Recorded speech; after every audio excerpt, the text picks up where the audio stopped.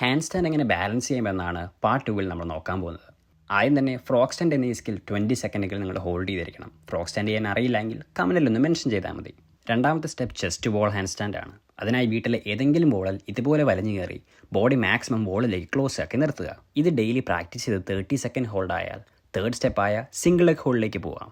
കൈവച്ച് ഒരല്പം മുന്നോട്ട് നീങ്ങി സ്ട്രോങ്ങർ ഫുട് ബോളിൽ സപ്പോർട്ട് ചെയ്ത് സിംഗിൾ ലെഗ് ഹോൾഡിൽ നിൽക്കാം. കാലുകൾ ഇടയ്ക്കിടയ്ക്ക് സ്വിച്ച് ചെയ്ത് ഡെയിലി ഇത് പ്രാക്ടീസ് ചെയ്ത് ഒരു 20 സെക്കൻഡെങ്കിലും നിങ്ങൾ ഹോൾഡ് ചെയ്തിരിക്കണം.